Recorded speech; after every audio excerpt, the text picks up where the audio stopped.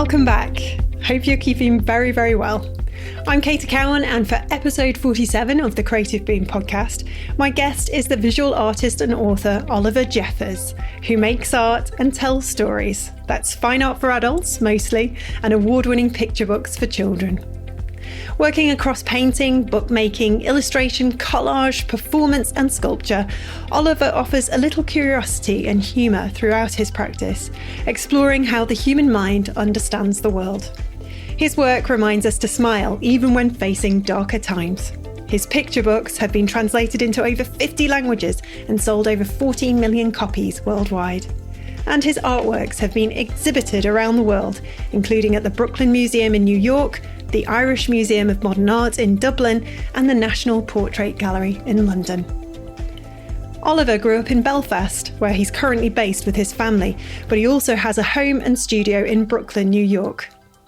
Just before the global pandemic, he and his wife and 2 children began a year-long travelling adventure, but all that was put on hold last February. Here we chat about how the events of last year affected Oliver. We also talk about his practice and how it's developed over the years, where he gets his ideas from, and what he has in store next. We discover too the sense of optimism and hope Oliver has for the future, and why we all could benefit from slowing down. But before my chat with Oliver, I'd like to thank our sponsor for Season 2. Shillington is the original graphic design bootcamp that helps students achieve award-winning portfolios and land incredible jobs in as little as 3 months. We'll be hearing from one of its people later in the show to get some career advice. But meanwhile, here's my chat with Oliver.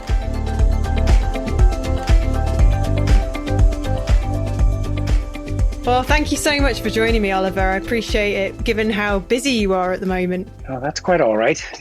Whereabouts are you at the moment? Because that looks like a studio behind you. Yeah, that is. I'm in my Brooklyn studio temporarily because we have green cards here. We have to come back every 6 months. Normally, I've lived in New York for 15 years, but the pandemic saw us going back to be closer with family in Belfast in Northern Ireland. And then our kids being that age, we had to kind of make the last minute decision to put them in school there. So we're going to use that as a base for the next while. But my main studio is here, so I'll be coming back and forth. Gosh, well, so I think like didn't you sort of have some plans to sort of go travelling last year and take some time off? We did, yeah. Well, I mean, it was foolish of me to think it was time off. It's foolish of me to think it was time off traveling with a 1-year-old and a 4-year-old, but it was wonderful. We got halfway through whenever the pandemic hit, and so that put paid to that. We found ourselves in Japan when it was all kicking off. But yeah, it would, whenever the proverbial shit hits the fan, you sometimes just know exactly what you need to do and where you need to be. And so we, with about 6 hours notice, we had come back to the US thinking we were just slowly making our way back to New York. And my dad wasn't well, and somebody told us that there was going to be a European travel ban beginning later that day. And so within 6 hours notice, we were on a flight from Seattle to Dublin. And then we've been there ever since. Yeah, it was crazy, wasn't it? It was almost like all those disaster movies that we grew up with. We just didn't think it was going to ever happen in our lifetimes, naively. Except a lot more boring without the zombies. A lot of anxiety, but a lot less drama. I know. Where's the zombies? Maybe I shouldn't wish for that. So you ended up going back to New York, and you've sort of been there ever since. I mean, how's things been different for you guys? In the last year in Belfast, very different because it's like I think this last year has been a catalyst for many people for many things. So it's forced everybody to finally have those conversations themselves about long-term plans and goals and things that they were maybe putting off dealing with, and that was certainly the case for us. There was a period of where it was difficult because we were living in a very small apartment when it was that full lockdown with no outside space with 2 very young children. And so there was nowhere to hide. It was impossible to be able to do any work. But after the period of frustration, we kind of just learned to enjoy it because we were seeing all the subtleties that were happening with our kids' imagination and the way they were learning and kind of interacting each other that we would have missed otherwise. So, it's not exactly how we would have chosen to spend the year. But all in all, I think it's probably been better for us than not. So we're not in that tiny apartment anymore, and I've set up in the process of setting up a studio in Belfast, because Northern Ireland is a very interesting place, and especially it's interesting to see how it's going to change over the next couple of years, especially when things start to open up. Because I came back to New York and people were saying, "Oh, it must be great catching up with old friends and everything." I was like, "Well, no, not really, because everybody's been on lockdown for the last year, so you haven't really been able to see anybody." Yeah. Because it was quite strange in New York, quite the contrast over there than here, and I suppose anywhere. Well, but I mean, here they take it very, very seriously in sort of in different ways. Right now, it's pretty magical because everything's open and functioning. People, I haven't seen anybody's face really because everybody wears a mask the entire time. But there's also no tourism at all. So we've been taking advantage and trying to go to some museums, and we went to MoMA during the week. Nice. MoMA, there's normally tens of thousands of people in there, and there was only a couple of hundred that they were letting in. So you don't have to line up to see a piece of art, or you're not jostling with crowds. It was pretty beautiful. That's quite special for New York. Did I read somewhere everybody was quite sort of militant about wearing face masks in the street, and it got a bit sort of ugly at times? Not in New York. In the States, yes, because it became politicized. But in New York, I think everybody got pretty traumatized early on because it got hit really hard here, and you could hear the sirens going the entire time, and like the refrigerated trucks outside hospitals, and that happened early. So I think people just it jarred them into action. Whereas in a lot of other places, it was like, is this really happening? Is this not? It's not affecting me, and so there was a complacency. But not New York. No, because like New York's always felt like a little village, hasn't it? And especially the creative community there, it feels quite close. Did it feel that you all became closer that year? Well, I wasn't in New York at that point. Oh, right. You weren't. You were in Belfast the whole time. I was in Belfast the whole time. Oh, gosh. So it was just this. I was hearing this being relayed, but no, I think everybody felt pretty isolated because you couldn't go out and do anything in those days. But because they took it so seriously, it's bounced right back. And you're able to, as of last week, go inside to eat in restaurants. Almost all restaurants have figured out outside seating, and especially New York in spring, it's quite nice. Yeah. Oh God. Yeah. It's pretty special. I mean, I was there last February just as it was all kicking off, and my husband said to me, "You sure you want to go? There's this thing potentially happening." And I was like, "Oh, I'll be all right. It'll be okay." And I don't think we'd quite really anticipated what was going to happen and all the rest of it. But you grew up in Belfast, is that right? Mm-hmm. Is it nice to be home? Or were you kind of like the teenager that couldn't wait to leave?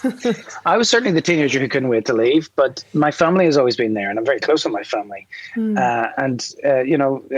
There's a lot of really interesting people there. There's great creativity. There's great humor. It's very unique, and it's also geographically beautiful. So the one thing that's I think bothered me since getting back is just I forgot how much it rains there. And I was definitely missing the sunlight, and I was trying to think back. I was like, did it always rain this much? What did we do as kids in the summer? And talking to my brothers, I was like, I think we just got wet.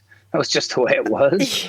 Yeah. So you grew up with brothers and had quite an idyllic childhood. What was it like growing up back then? Because we're very similar age. 1977 for you. 78 for me. Yeah, I mean, I grew up in the middle of the Troubles, so it was that was the backdrop to everything. We were not sheltered from it so much as we were educated by my mum and dad in a way where they were sort of unbiased and trying to teach us about the humanity and the philosophy of the whole thing rather than just the anger and the hate. But yeah, it was. I mean, what was it like? People ask that, and it's kind of a hard question to answer because I don't know anything different. But it helped me be able to see, I suppose, duality and multiple perspectives, and in a strange kind of way, I think recent Northern Irish history is almost a microcosm for many of the other world's problems. I mean, you can kind of see the very, very strong similarities, I think, to US politics right now, where it's kind of, vindictive revenge identity politics, where it's like, I don't necessarily know who I am, but I know who I'm not. And so I think it's growing up in Northern Ireland. I was able to figure out how to navigate around that, and I think that served me well. Yeah, definitely. And you can see that in your art, that kind of that search for the shared humanity, the acceptance that we are all the same, and the absurdity that we draw borders and lines and try and make, sense of all the chaos. Well, that's it, exactly. I mean, I remember at one point, because we were raised Catholic, and the Republic of Ireland were playing Northern Ireland in a World Cup qualifier. But it was very confusing as to who I was supposed to go for, because the country that I lived in, I was not supposed to support, because as a Catholic, I was supposed to support the Republic of Ireland. The whole thing just became very confusing. And sort of at quite a young age, I think I had always had a skepticism of anybody who was overly patriotic. Yeah. And just the idea of nationalism as a sense of identity has always struck me as odd, I think. Yeah, definitely. And I suppose for a little while it felt like the world was coming together, didn't it? And then a lot of things have happened over the last 5 or 6 years that kind of broke that kind of naive bubble for me anyway, and made me realise that actually there is so much division and so much chaos. No, I think the world is getting better. I think as we start fixing some problems, we keep scratching at the surface of just how broken so many things were for so many people. And we're not, you can't really deal with anything unless you can see it. And I think just it's all of these. It's not that things are getting worse; they're just becoming more transparent. Yeah. And I think that we're sort of slowly tackling them, not fast enough in many ways, but at least they're being addressed. It's better to be having a conversation about them than no conversation at all. So does that mean you would say you're an optimist at heart? Yeah, a stubborn optimist. So you believe in that we're going to be okay, that things are going to work out in the end. Well, my dad always used to say it'll be all right in the end. If it's not all right, it's not the end. But I do think that things will work out okay, but not the way that many people probably want or intend. But yeah, I think the slow march of humanity is always towards equality and unity. With generations coming up behind us that are so much more galvanized and educated, I think it's almost impossible to predict the future, because by doing so you change it. and so what things are going to be like in 10 years is it's impossible to guess. But I do think that there's a lot of sort of old broken systems that are being readdressed, and that will ultimately lead to more, I think, a better well-being for more people. There's been a lot of change, particularly in the last kind of 18 months, and sped up, I suppose, by the pandemic. So much going on. Have you found that there's lots more questions coming from your children, and are they sort of old enough to ask those questions yet? No, thankfully not. they're 3 and 5, so they get it. You kind of hear them talking to their friends over Zoom. It was like, I can't see you because of the disease and things like that. So there's a sort of a surface level understanding, but none of the really awkward questions yet. Not yet, not quite. Not yet. But you did write a book, didn't you? And ready for your son Harland, which was Here We Are, and that was inspired by, oh my goodness, how do you explain to a child all of these kind of things that we're still trying to make sense of as well? And do you think you achieved it in that book? Do you think you sort of made a good start? I think I made a good start. Yeah, I think. It definitely struck me. It was like, that's how it started off, but that so many people would do well to be reminded of the basic principles of humanity, and it really did. It started sort of scratching at the surface of my mind, just about how easy it is to forget the simplicity in things, and just sort of get lost in the quagmire and the detail, and kind of forget who we are and where we're going. And so, yeah, I think that's become an important part of my work, is just sort of trying to look for the basic core simple patterns. Yeah, and I think that book itself actually became more important last year, don't you think? Here We Are. Yeah, definitely, because a lot of us had kind of got a little bit lost, hadn't we? Yeah, I think so. And it's the last year its sort of companion book came out, because I made a book for my daughter called What We'll Build, and I thought that strangely was a little more appropriate for the pandemic, even though it was written before it. Yeah, it's quite and just scary. the idea of planning for a future, and realizing that it's not, there's going to be good times and bad times and scary times, but ultimately all that we really want is to do it with love and with each other. So. Yeah, definitely. So you're a storyteller. That's kind of how you describe yourself. You're an artist. When I'm forced to describe myself, yeah. When you're forced to put yourself in a box. I try to avoid that as much as possible. Well, how would you describe yourself then? If somebody was sort of meeting you for the first time, it's too much, isn't it, to just sort of put ourselves down to this kind of one category? Yeah. Yeah, I have a couple of friends who I don't know what they do, and we find it kind of interesting that it's one of the we're too often we're defined by what we do, and I don't think that's a fair categorization of how a lot of people are, because so many people are not their jobs. And I almost try as a rule of thumb now when I meet somebody, especially when I'm having an interesting conversation with somebody, is to not ask the "what do you do" question. Yes, definitely. Would that change my perspective or opinion on them? So that's hard to say, but I try. I don't know. I make art, tell stories, draw pictures, try to problem solve. So how did you fall into making children's books? How did that begin? Well, I'd always enjoyed reading children's books and looking at the art, and then as an art college student, I kind of remembered just how beautiful they were as objects in their own right. Yeah. And a lot of the painting work I was doing, they were sort of panels of a narrative, but I was either showing the beginning or the middle or the end of a story, and leaving that up to the viewer to fill it in. And at a certain point, excuse me, there was a concept for a painting of somebody trying to physically catch a star, and there was a lot of potential for that. And I started doing them out as multiple panels, and I thought, well, this is interesting, and this is a story more. And then in thinking back to some of the kids' books that I enjoyed, it was just one of those ones where like, well, let me try this as a book, and it just came very, very naturally. Yeah. And then I've never really looked back since then. Gosh, you haven't. But yeah, I then sort of thought maybe it would be, I'll continue both the fine art career and the picture book career until somebody tells me otherwise, and nobody ever did. I know, because it's been non-stop, hasn't it, since 2004? Yeah. Because I mean, what were your kind of books that you read when you could? Did you read a lot when you were a little boy, or? Yeah, well, chapter books. I remember. And it's not even the stories that I remember so much from books. It was like certain images and pictures and, some of the obvious ones. But just that notion of just being lost in a picture, because kids learn to become visually literate before they can. We learn how to read a picture before we learn how to read words, but it is still something you have to learn.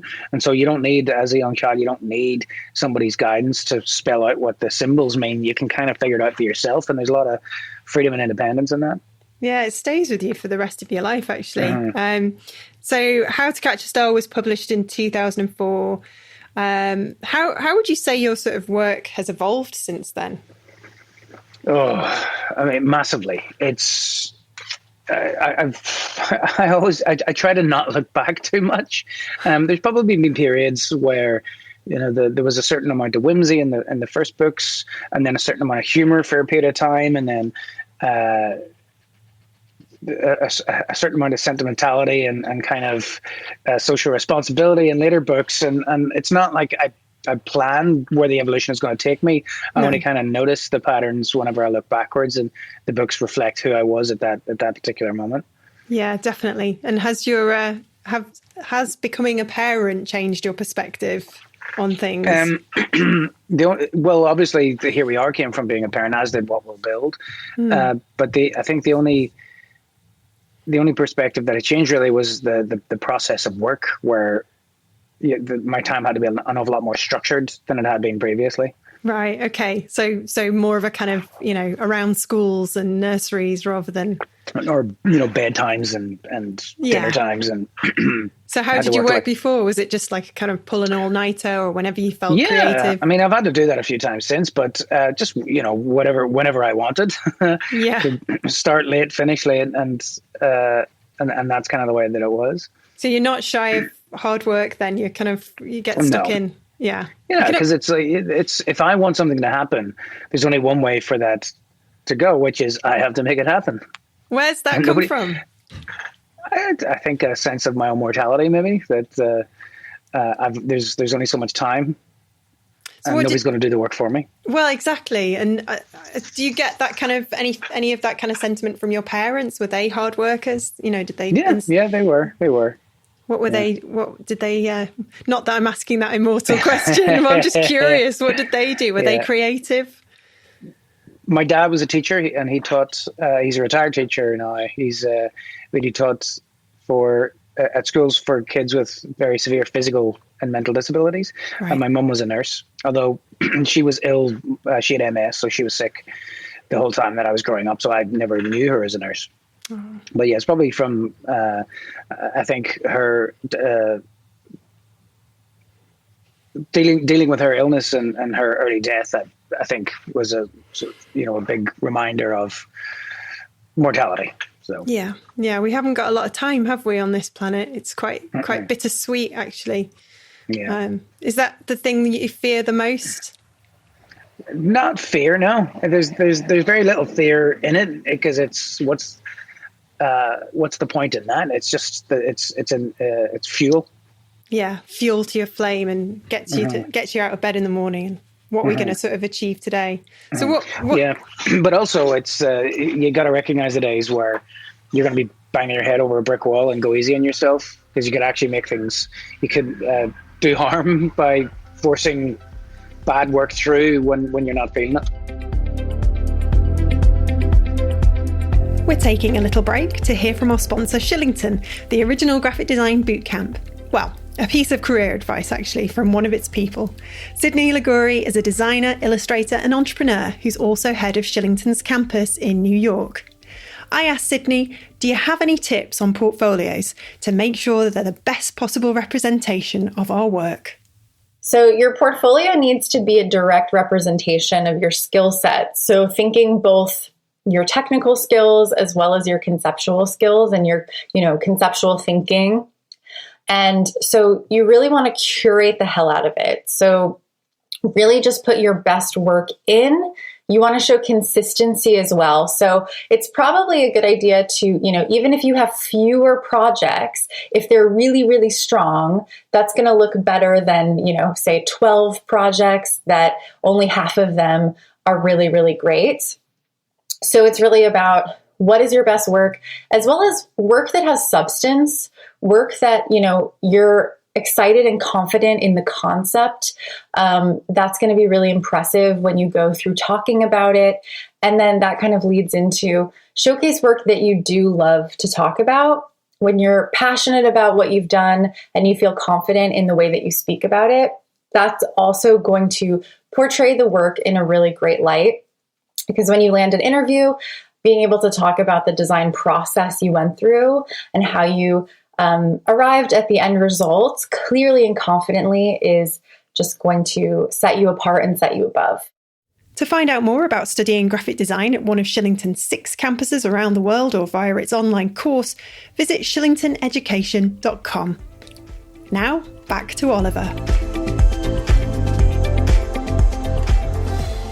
I can imagine, as well as who you are, you have had so many. The way I see with all my other friends who do similar things to you, they have one opportunity happen and then that leads to 2 more opportunities and so on and so forth, and it just doesn't stop. So there's never really any time, because you're so worried, I suppose, that those opportunities might dry up. So you've got to grab them with both hands and keep going. Is that been kind of a journey you've had? Yeah. There was that sense of urgency, but then, it just becomes that when you stop enjoying it because there's too much, you have to almost protect your work and protect your time. And so I think I've become a lot more selective about what it is that I want to get involved with and not. And I no longer feel like any one particular opportunity is going to be career defining anymore. So if the timing's not right, or there's something not right about it, it's totally fine. I don't make myself feel guilty about not doing it anymore. That's good.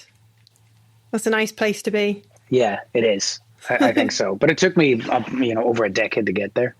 Yeah, that's a long time, really. 10 years of hard work and slog, and now you feel like you're in a kind of good place. Yeah, exactly. That's great. I think, but for the last couple of years, people would say, "What's next for you?" And I would kind of say more of the same, but bigger, better, and slower.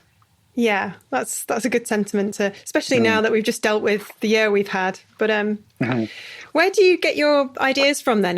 Do you sort of like draw out lots of sources of inspiration, or are they all plucked from your imagination?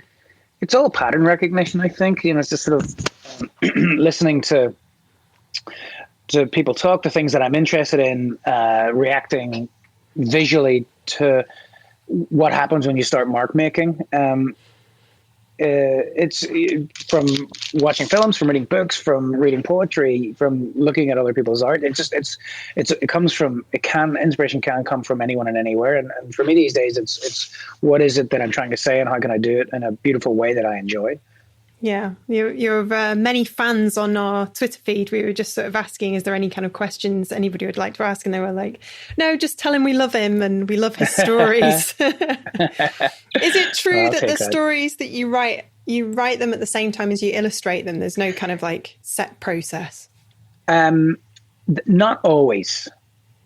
That's how the first, I suppose, I don't know, maybe 10 or so books happened, because that was sort of like figuring out how they looked at the same time as what they would sound like. But then the last 3 books have been written entirely before I even thought about what they would look like. Gosh. Why? Has my process changed? I don't know. Or is it just fluke that the 4 times that's happened have been in a row? So it normally is a case of there's a germ of a seed for an idea, and then I explore it both in words and pictures, and it's almost like directing a film. But I think with those 4 cases, they were, well, Here We Are was written not as a book, but as a letter to my son, and then I kind of saw how that would be appropriate. And the same thing with What We'll Build. It would be the little sort of murmurings that I would say to my daughter as I was trying to nurse her to sleep. The Fate of Fausta was written in 10 minutes. It just came from out of nowhere. And so I think, that's not always how it goes. And I imagine that's not always how it will go. So there's no set process at all. And no. Each thing is different. And so that's why there's no formula. Just a matter of feeling it out and reacting to what you see and what happens. And do you share that with your wife or friends, or do you sort of very much keep it to yourself? Are you quite protective until you've got the kind of final piece in front of you? Or there's certain people that I would share it with, just to sort of be able to, just to be able to see how they feel about it, and but not too much, because if you get too many people's opinions coming back, you kind of lose a sense of what the heart of it is, and why you were doing it, and what it is that you enjoy about it. Yeah. But often it's your own fresh eyes can be your best editor. So if something has got to a point where you're not sure, I often then just set it aside and come back to it. And, in a couple of weeks or a month or whatever, you look at it and you'll know pretty quickly whether it's working or not. Is there a drawer in your studio where there's just all these ideas that you haven't quite realised yet? A shelf full of sketchbooks. Yeah, that's actually how the alphabet book came about. Right. Because it was just looking back through sketchbooks going, oh yeah, there's some good stuff in here. That maybe didn't have enough potential for a full 32-page picture book.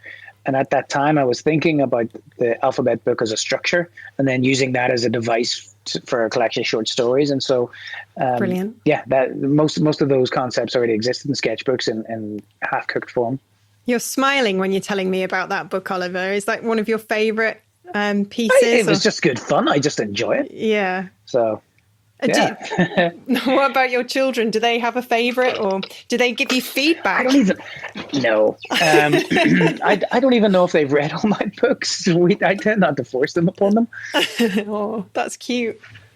Because they're coming of age now, where they might even have you noticed that they're starting to sort of maybe write or draw or yeah, my son is definitely, like, I'm working on a book at the minute, and then he was like, I want to make a book, and so I folded some paper for him, and then his book was basically the exact same as the book I was making. But he was like, I'm making a book, and we had so much fun doing it. Oh, that's lovely. So yeah. I guess you did manage to travel a little bit before COVID-19 came out, and you said you got to Japan. You did a bit of Europe as well. Do you have any sort of favourite places from that trip?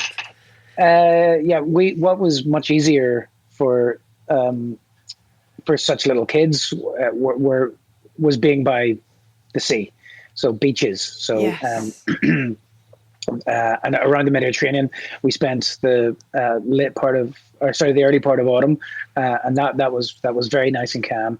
Our appetite was only whetted by Japan because we had intended to spend 2 months there, but we had to leave after 5 days. But I think maybe our kids were possibly too young at that point to be dragging through cities, so we will go back at a certain point. On the beaches, did you do sandcastles, and did you get your dad's skills out and make them a car out of sand? Not quite that. It was digging holes, looking for crabs, climbing on rocks, and my son learned to swim in the sea, which I thought was fantastic. Oh, brilliant! Yeah. The luxury of just being able to sort of explore and travel. I mean, that's it. It's time is the most valuable asset that any one person has, and how you choose to spend that time you've got. Yeah, I suppose it's been quite hard on you. So it's sat there now. I get the sense you're quite a kind of you can't sit still type person. I bet it was tough for you last year. Yeah, it was. But yeah, it was tough for everybody. It really was. So, what did you miss the most about normal life? People and my studio. And what other people and shared conversation and. Oh God, that lovely kind of like meeting somebody for a coffee, or you know, in a sort of lovely place that spills out onto a pavement. Art and philosophy over a glass of wine and things like that. Yeah, definitely putting the world to rights and just with somebody who really interests you, and you just have that conversation flow. That's it. I just worry that when I go back out there, I'll have forgotten my social skills, but I'm sure they'll come back. I think it'll come back, It'll come back. The first couple of times out might be a bit odd. Yeah, definitely. Staring at the sky, try not to make eye contact, that kind of thing. Yeah. What didn't you miss? What didn't I miss? It was I think running so hard the entire time. Yeah, which I think we were all doing a lot of that, weren't we? Yeah. For quite some time. Felt like everything was speeding up. And and the sort of constantly working to deadlines that were just coming in waves. Mm. So we've talked a lot about your children's books. Let's look at your art now. I love the series you did called Disaster Paintings from a while back. That was quite cheeky and fun. Yeah. How did that come about? That came about just in New York. People it's amazing what you'll find on the street, and it's people sort of call it like free cycling. So there's something that might be of value to somebody else, you set it on the street and somebody else can pick it up. And I've been slowly amassing a collection of these old paintings that you just find next to like the bin or a pile of rubbish, and excuse me. And the ones that I kind of gravitated towards, they always looked like they were the backdrop for something else with some missing piece of action. And without overthinking it, I would always just paint in the first thing that occurred to me. And it was after doing about 5 or 6 of them, I realized that I was painting disaster scenes into all of them, mostly to do with the Titanic, because we were approaching the centenary of the Titanic. And what was interesting is that it's typical Northern Ireland. They celebrated the centenary of the Titanic sinking, not of it being built. Wow. So that's interesting. Yeah. Because it was built in Belfast. Right. Yes, of course it was. Yeah. That was the year my nana was born. Gosh. That's how quickly time flies. Yeah. And then you've had the dipped painting project more recently, Yes. which is still sort of dipping into. Yep. Yeah. That's ongoing. Like everything else, sort of taken a hold, put on hold while the world kind of has closed down. But yeah, I mean, I don't even know how to describe that project. It's an experiment. It's performance. It's audience participation. But the whole thing is kind of I think a musing on memory and identity. Yeah. Yeah, because it really makes you stop and think, okay, this is coming at me at different levels. I'm trying to think how I feel about this, because I really want to see the person behind it, but actually it's got this new sort of level. Well, some people do get to see that as it's being dipped, and then they're interviewed afterwards about what they remember seeing, and it's just what I'm coming to realize is just how malleable and fallible human memory really is. And that it's kind of a well-known phenomenon with eyewitness reports of just how unreliable they are. Yes. Because especially, what the human mind remembers is what's relevant to its own survival, rather than as a, kind of some unemotional recording of events. And certain things get exaggerated and certain things just get turned all the way down. So everything is morphed. And that's how it is. It's like I've come to the conclusion that all anybody is a collection of stories, the stories that they tell, the stories that they're told, and the stories that are told about them. So our own projections, isn't it? Our own kind of perspectives, just placed onto something. And what was the most interesting thing somebody said to you about one of those paintings? About one of the paintings? I mean, that sometimes people were like that. I can't remember who said it, or maybe it was Maya Angelou. It was like, people don't remember what you say, they just remember how you make them feel. And somebody who was at one of the performances who saw the before painting and said it was one of the most emotionally important things that ever happened to them. And then a year later, they couldn't even remember the gender of the person who was in the painting. That's but crazy. Yet it affected them in a massive way. Yeah. And do you get that yourself? I mean, you've posted a few things recently on your Instagram feed. Doing a little bit of research this morning, and saw that you were sat in, I think it was MoMA, wasn't it, in front of a painting? It was the Brooklyn Museum. Oh, it was the Brooklyn Museum, that was. Yeah. So, yeah. and there is a sense that you're sort of, sat there feeling quite emotional, because that must have been quite a big deal to finally be allowed back out and go and see art in the flesh. Yeah, and that's one of my favorites too. And it's just, the sheer scale and size of it, and the contemplation, and it's like almost a landscape painting on steroids, but yet it's just, there's something so calming about being in its presence. Yeah, definitely. Gosh, that's something I've definitely missed, just going to art museums and just being able to sit and enjoy art. It sounds so simple now, doesn't it? But it's one of those. So why is there such a theme of space in a lot of your work, and Earth and the stars? Well, I think there's I think a pattern between there's a lot of oceans too, and it's the things that we don't understand. It's like the last great frontiers of the unknown.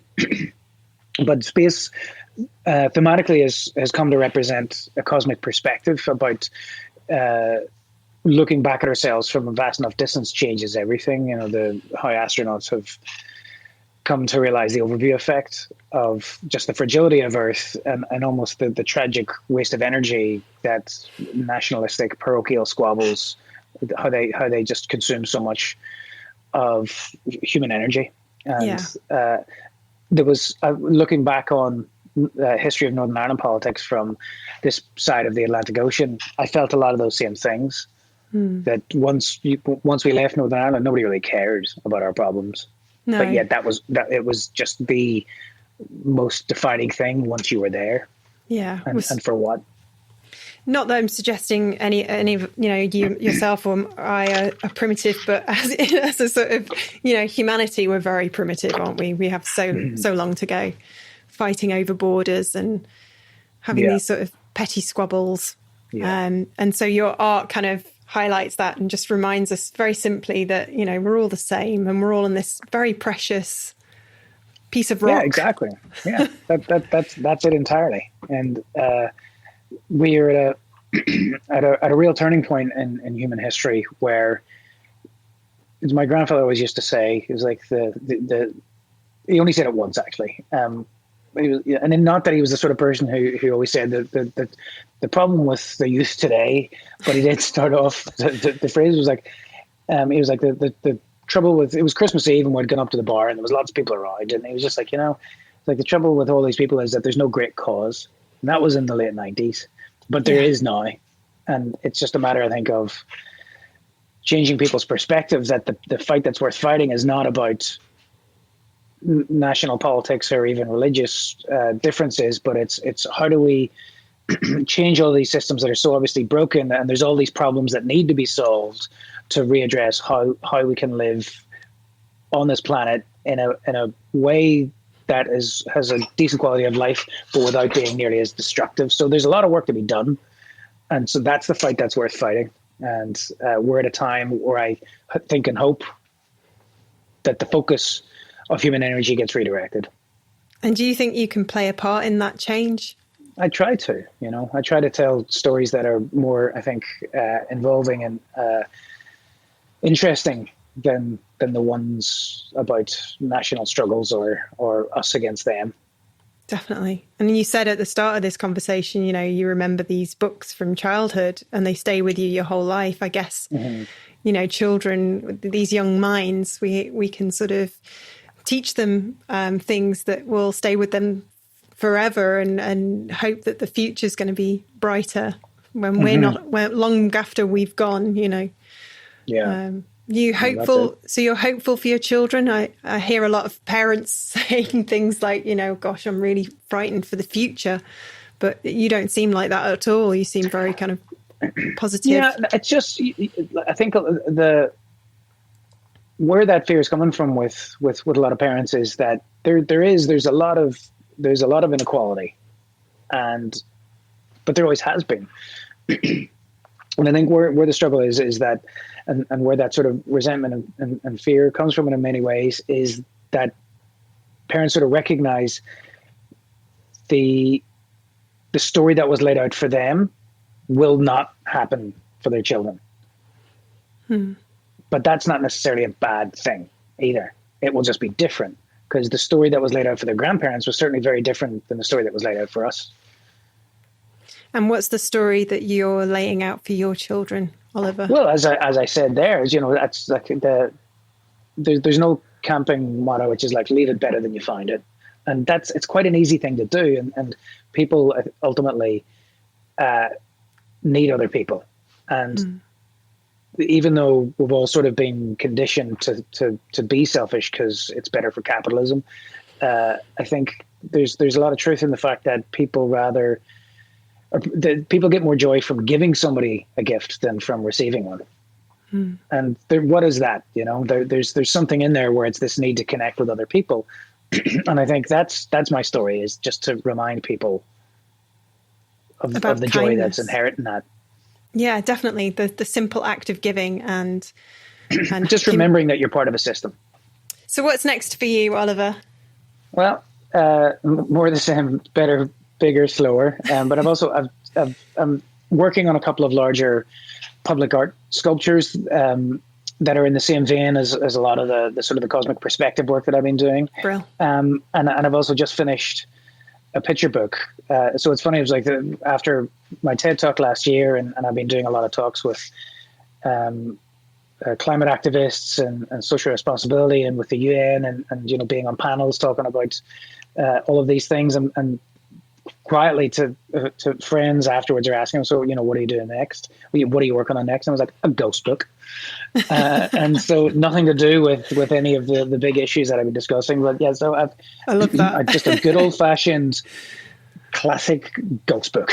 Oh, I can't wait. So I just finished this, and it's called There's a Ghost in This House, and it's not really a story so much as it's a game of hide and seek. Oh, that's lovely. Yeah. I So can't wait. Hopefully it's the right amount of fun and creepy.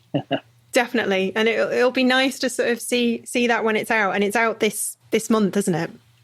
Not this month. It's going to be out in September. Oh, in September. Just in time for Halloween. Yeah. Oh, fabulous. But they're going to be, it's just been announced that it's coming out. Oh, right. Fab. Well, I can't wait to see that. All right. Well, thank you so much, Oliver. You're very welcome.